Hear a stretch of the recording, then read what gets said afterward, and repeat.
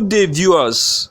You are welcome to the Law TV, your number one fantastic reality TV that gives you all that it takes to be enlightened on trending news such as politics, entertainment, sports, and what have you.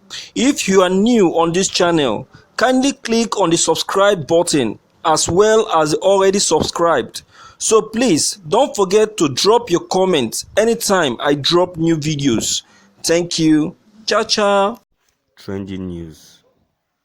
It's Igbos' turn to rule Nigeria in 2023, Muhammad Kabir said. Alhaji Muhammad Kabir has been a keen player in politics for many years and a veteran in civil society movements in Nigeria. He was the national chairman of the defunct Republican Party of Nigeria (RPN). He was also the former chairman of the Inter-Party Advisory Council (IPAC). He was also the chairman of the Advanced People Democratic Alliance (APDA). He is currently the secretary of a leading non-governmental organization (NGO) based in Kano, the Arewa Positive Thinking (APT). In this interview, he spoke on the growing tension in the country, convocation of a constitutional conference to sort our lingering political issues, as well as the forgiveness of the Igbo, who he said should be allowed to rule in 2023. He also spoke on Tinubu, El-Rufai and Adams Oshomole's 2023 political ambition, the judiciary and zoning formula for the presidency experts. There appear to be growing tension in the country arising from insecurity and post-election tribunal judgment. How can this country stave off this tension and move ahead in order to make a better place for everyone? Well, one of the safest things to do is to respect one another's feelings, one another's position on issues, and one another's interest. When you don't respect people's opinions, ethnicity, religion, and other peculiarities like feelings, you are stoking the embers of tensions. You don't necessarily go on challenging people based on their color, region, views, or even societal status. We need to get over these mundane issues that have the natural potentials to bring about acrimonies, tensions, and sometimes war. In a multi-ethnic, multi-religious society, these ingredients for peace must be respected and conformed to. It is discomforting when people go about trampling on others' rights, issuing threats, and rebuffing peace moves. People's views must be understood before even responding to it. You notice that sometimes people don't really understand views from others well, and they proceed to attack them. This kind of belligerence do not help at all. By doing this, you hamper peace and peaceful coexistence. I think that the best way to forge peace and understanding in a heterogeneous setting like ours is to foster peace, avoid unhelpful language in discourses, create conducive atmosphere for peace and understanding. After all, we are all Nigerians. Uncouth and bellicose language in response to issues is like a landmine, no matter the level of provocation. Also, actions like undermine peaceful coexistence must be avoided, especially by those who hold the level of power. Our religion belief must be respected. Religion is a very sensitive issue. It has caused more wars in the world than any other things else. Talking about peaceful coexistence, let me ask you this: just a few months after the last elections, and with several petitions still at the Election Petition Tribunal, various geopolitical zones are already jostling and positioning for 2023. The North says it is still our turn. Buhari associates insist he deserves a third term.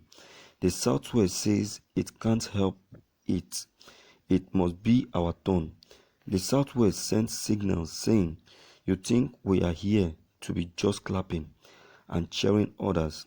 How do you really want this to pan out in 2023?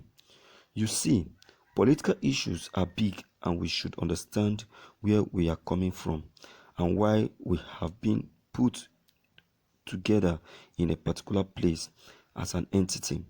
All those issues that bring about harmony and peace in our settings must not be thrown overboard. For example, the zoning formula. Did we adopt the zoning formula in 1999 just to please our certain interests or people? If it is worked in strengthening the bonds of amity and peaceful political transition, why should we throw it away now? Having issued it then to placate the Southwest, who felt wronged over the Abiola or June 12 brouhaha, do we now think that there are no more delicate issues or group to be placated? To make group to be placated, Nigerian, and reduce tensions in the land, we have to look at all those type of arrangements. For example, it is too premature to say we have to do away with the issue of zoning formula. We should expect to do a proper review and ask, how did we have 20 years of democracy in Nigeria without interruption? Our sincere answer to this question will then compel us to adopt whatever system or models that have made it possible. This zoning formula or rotational presidency that we adopted, we should continue with it. This is the first time in our history that we had interrupted democracy for almost 20 years, despite our differences. This is important for the survival of this nation. I think that those who are beginning to suggest that zoning formula has no place in their party or in the country are wallowing in self-delusion. It is imperative that we allow Nigeria to remain a solid country.